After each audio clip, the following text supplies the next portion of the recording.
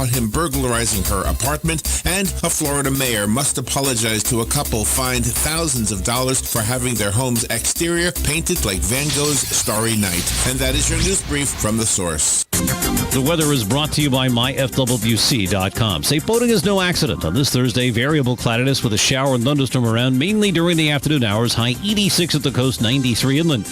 Partly cloudy Thursday night, low 74 to 78. Friday, times of sun and clouds with a shower or thunderstorm in the area in the afternoon. Mid to upper 80s along the coast, mid 90s inland. Saturday, clouds and some sun, a couple of showers and a thunderstorm likely, the high 88 to 92. From the Florida Weather Center, I'm meteorologist Joe Lundberg. In the good old summertime, it takes you back, doesn't it? Makes you think and remember. What did you do in the summertime when you were a kid? At Palm Garden of Ocala, we see folks who are young at heart, but their bodies are giving them a tough time. Our goal for every guest we serve is to bring them to their highest level of independence. Come visit us soon. We're located on the corner of Southwest 27th Avenue and 34th Street. And when you're in the hospital, ask for Palm Garden by name.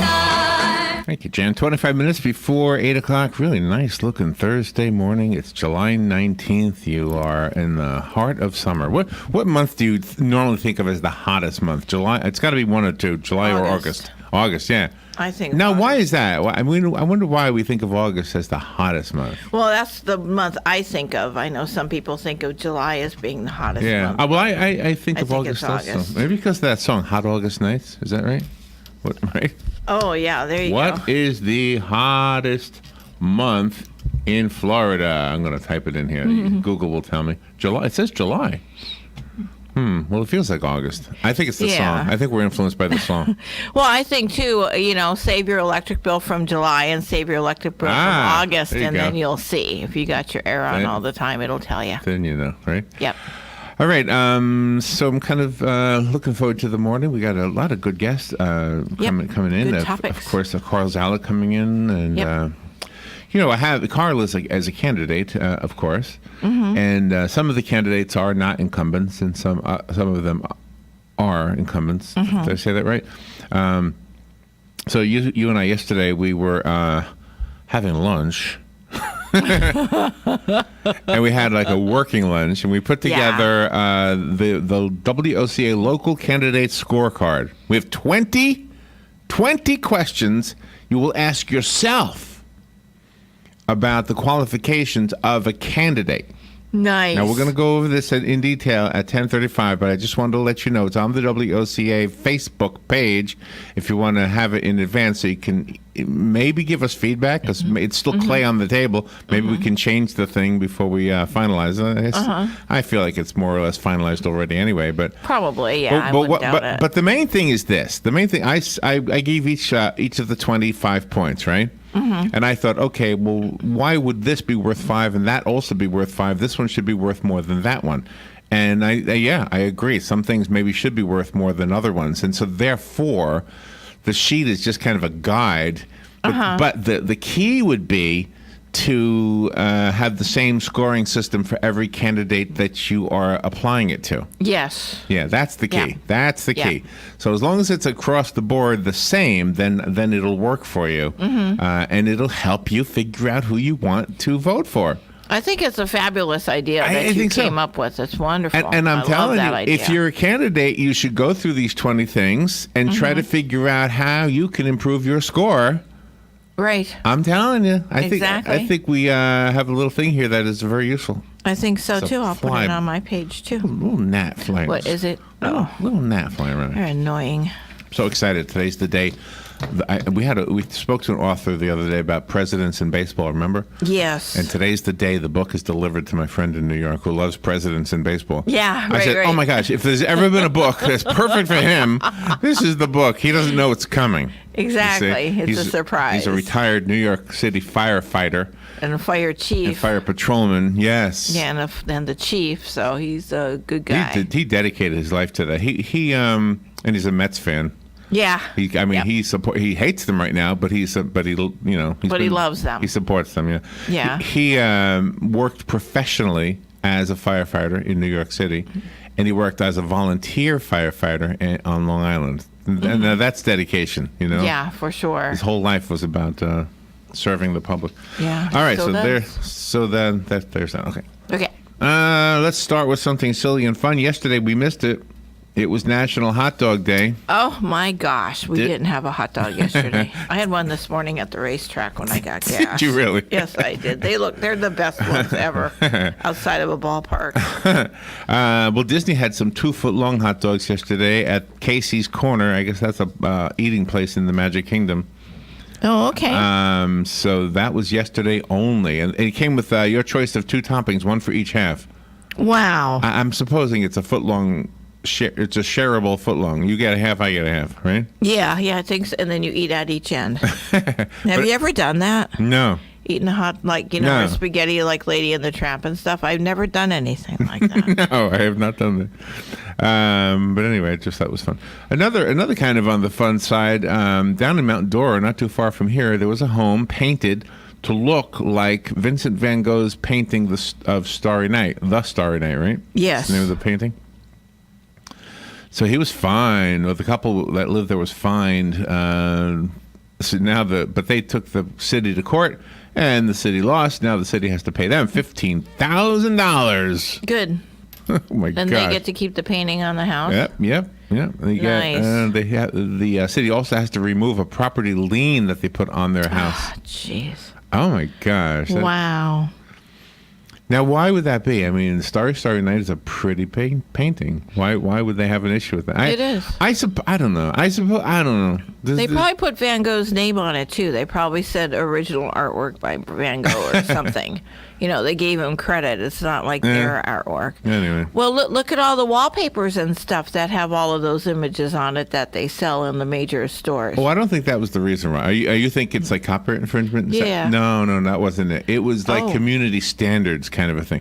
No, wallpapers on the inside. Nobody cares what you put on the inside. Oh, so this was like homeowners association or almost that. I'm not sure if it was, but yeah, it's kind of like that kind of thing. Wow. You know how like some homeowners associations say you can only have these choices of colors for your home? Yeah, right. Oh, wow. Well, Starry Night was not one of the choices. It will be now. All right, let's see. We got real news to tell you. The Ocala Police Department has arrested a 17-year-old accused of shooting and killing a 54-year-old man Tuesday night. He died early yesterday morning.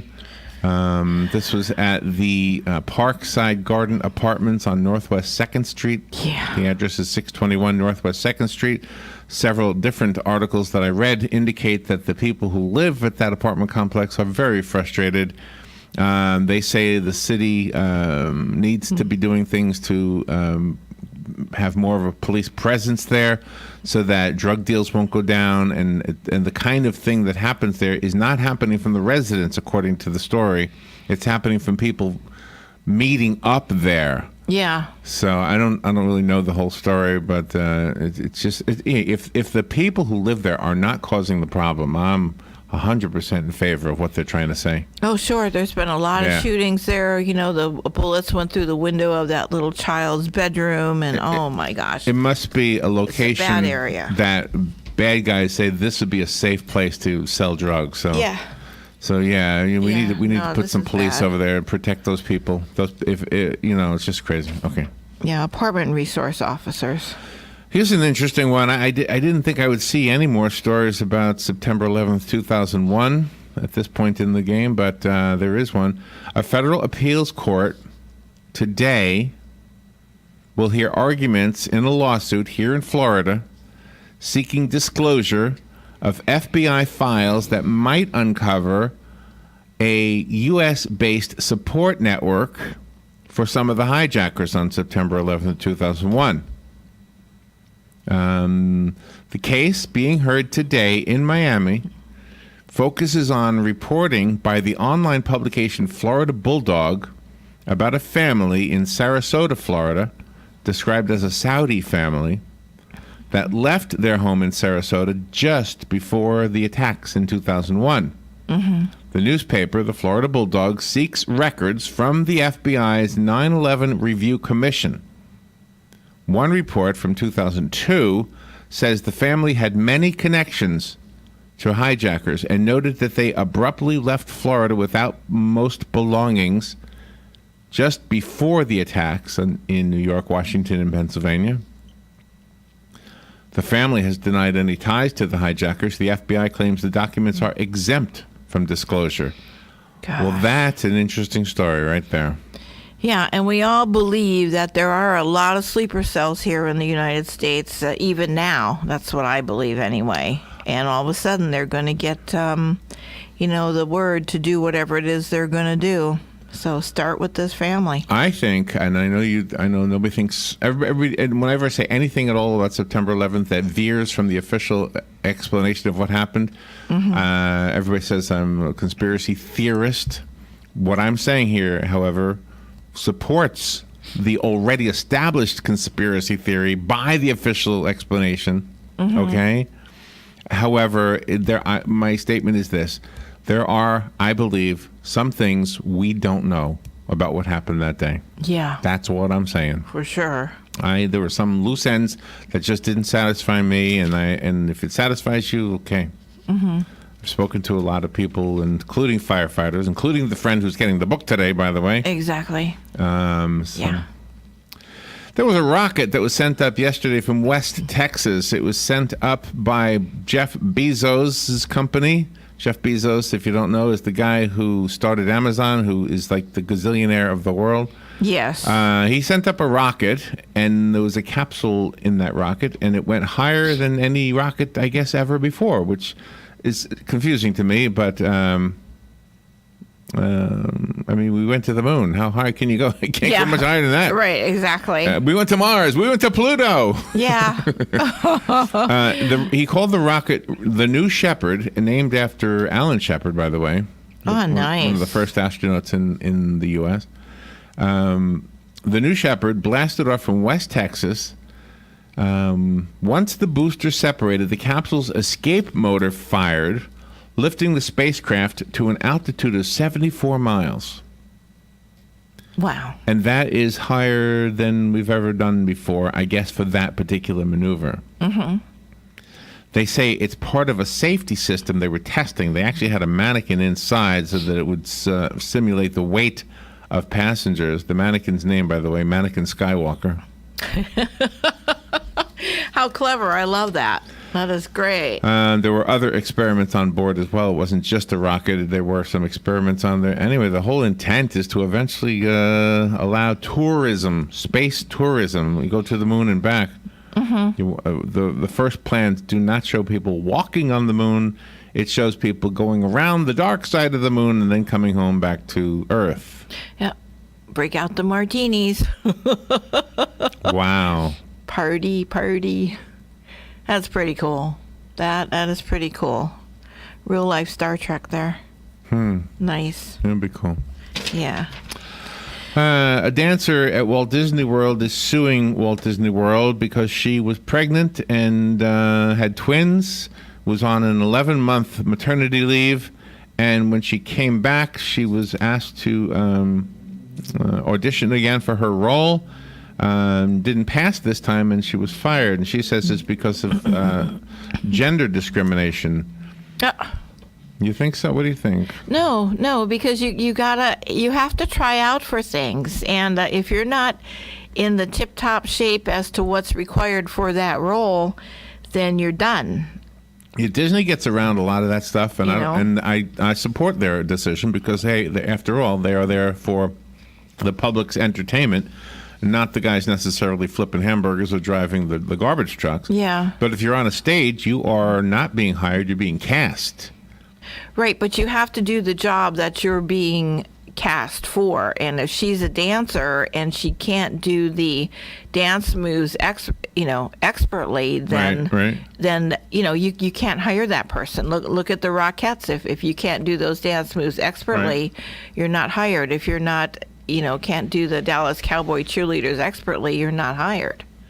So she's... I don't disagree with what you said, by the way. You started with yeah, but, and I thought you were arguing with me because but usually means you're disagreeing with me. Oh, no. But that's exactly what I'm saying. I was giving an example. Oh, okay. Yeah. Well, exactly what I was saying is what you just said, is that you're being cast, and when you're being cast, you have to, like you say, be able to perform and look, by the way. Exactly. The way they want you to look. That's right. You know? Exactly. So I don't know. I don't know anything about her case. I think she's just using that because she wasn't able to get herself in shape to get her job back.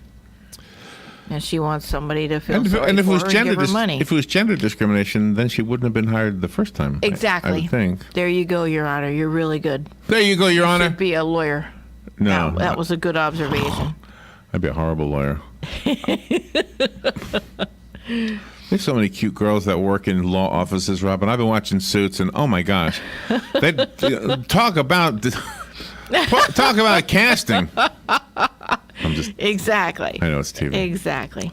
Some of them are not so nice, though. No, they're all no. They're pretty to look at. That period. Yeah. That's it. You don't want to hang out with them. No. You don't want to go do miniature golf with them either. No. Chances are they will win because they say so. Exactly. Oh, and by the way, we did miniature golf the other day. We brought our friend Doug. And, oh my gosh, it was fun. Oh, it was. It was such fun. It was just how many of you relaxing. just don't realize we have some? I mean, it's small, but it's really nice. 18 holes. Over by the movie theater over Yeah, there. they have a total of 18 holes. It's really well done, and it's just such a nice way to spend a few hours. Let's see. A Florida man is scheduled to be executed August 14th for the 1992 murder of a woman who caught him burglarizing her apartment. Governor Scott signed the death warrant yesterday. The man's name is Jose Antonio Jimenez. The person he killed was 63-year-old Phyllis Minus. Anyway, so he's scheduled to die next month, August 14th. Good. Get rid of them. I don't like any of the bad guys. Just, they choose to lead a life of badness, so they need to pay the penalty. After spending days responding to questions about his joint appearance with Russian President Vladimir Putin, President Trump will attempt to shift the White House message back to the economy today with an event and executive order focused on worker training. White House officials said they will announce commitments from private companies such as IBM and FedEx to create more than 500,000 jobs for students and mid-career workers, and said that Trump will sign an executive order to create a council focused on the issue of workforce training. The White House has frequently returned to the issue of workforce development, and last summer Trump signed an executive order geared toward expanding apprenticeships.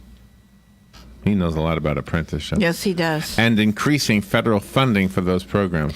Yep. Well, I think Career Source in Marion County is a good role model for that kind of program. So he should ask the powers that be there. Yes. I mean, really, because they got it figured out. Yes, you're right. They have it figured out. Yeah. Hey, you're right. So you don't need these extra guys. Just get Career Source up there and you'll be fine.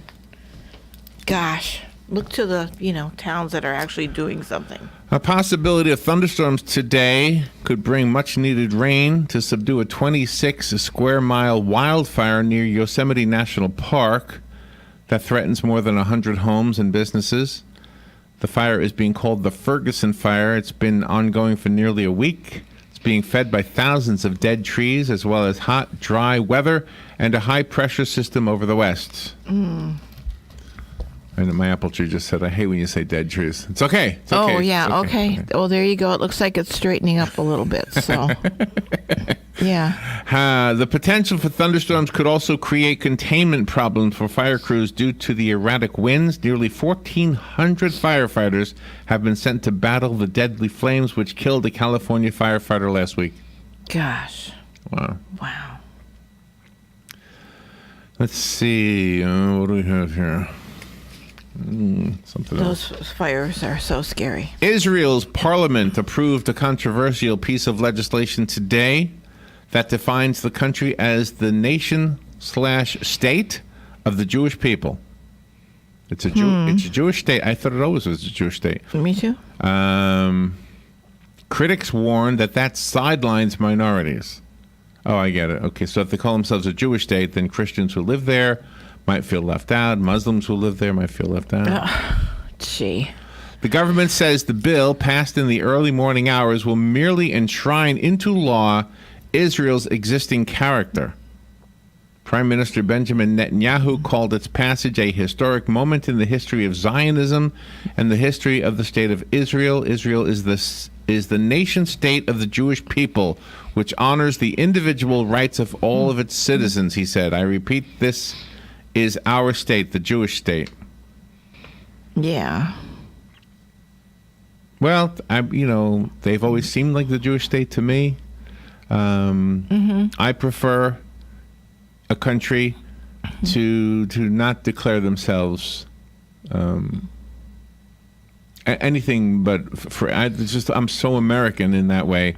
I just want I can't say what they should do, but I'm glad I live here. Put it that way. Yeah, me too. Not that I wouldn't want to visit there. It looks like a beautiful place. Not that I feel like the people who aren't Jewish are going to be treated unfairly, but I feel like what our founding fathers developed was from centuries and centuries of political evolution. I don't mean physical evolution, political evolution. We as a civilization evolved politically to the point where George Washington, Thomas Jefferson, John Adams, Benjamin Franklin, all those guys who started this country had seen and studied history, and they had seen what had happened before, and they said, the best, most successful way to have a government is to have a government run by the people. Exactly. And so the elected officials from a local level up to the president forget that sometimes. And to declare everybody equal. Now, they didn't practice what they set into words. Obviously, they treated a lot of people as unequal, which is just part of history, and it's something that also evolved, by the way. But putting it into words, though, set into motion the things that happened later on in the civil rights movement that did fix that mistake. Exactly. And the mistake is fixed. Thank God. And still working on it a little bit. The California Supreme Court yesterday ordered the November ballot purged of an initiative that seeks to split California into 3 states. So there you go. We don't need to read any more than that. Yeah. So the people who wanted California to be 3 different states, you're not going to see that this time around anyway. Yeah. What are they afraid of?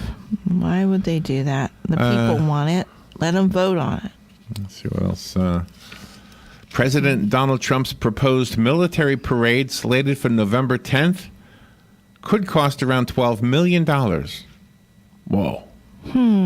CNN quoted 3 officials at the Defense Department as confirming the cost, which they termed a planning figure that means the final price tag could change. The $12 million estimate is almost the cost of the biannual military exercises between the U.S. and South Korea, which Trump canceled in June after his summit with North Korean leader Kim Jong-un. CNN reported Pentagon spokesman Colonel Rob Manning is saying the parade is being timed with the 100th anniversary of the end of World War I, which concluded November 11th, 1918, when an armistice was signed between Germany and the Allies. Trump first got the idea of holding a military parade in D.C. after he attended a similar event in France on Bastille Day. Yeah, that was amazing. So it's the price that I'm interested in. $12 million. Wow. Yeah. It's got to be security and all that other stuff. Oh, sure. I would think so. But we should do something like that to show the other countries that we're not weak. Let's see. Got a little bit more. And that money's all on paper anyway. It's not, there aren't any real dollars that are going to be there. So tell the They landlord. shifted from... It's just on paper. Come on. In McDonald's unique spin on Throwback Thursday, the popular fast food chain recognized for its Golden Arches and Happy Meals will be offering free swag with online orders today. Oh, my. Celebrating their second global McDelivery Day, McDonald's will be giving away exclusive merchandise not available for purchase with online orders $5 or more placed through Uber Eats. Gee. Available items. Not being fair. Available items come from the chain's 90s-inspired throwback collection, which includes Golden Arches shirts, world-famous fries, and Big Mac socks. bandanas, pins, and more. For a full list of participating locations, go to McDelivery at McDonald's.com. Gosh, they're discriminating against people that don't want to order online.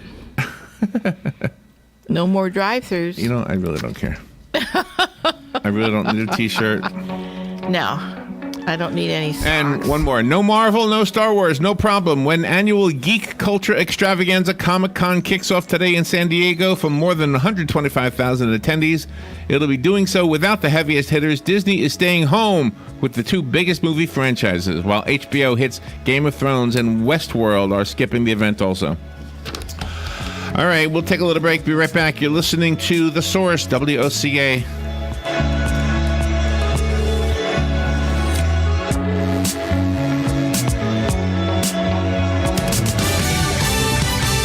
Fox News Radio, I'm Chris Foster. President Trump tweets, the fake news media wants a confrontation with Russia and hate the fact that he'll probably have a good relationship with Putin. The president tells CBS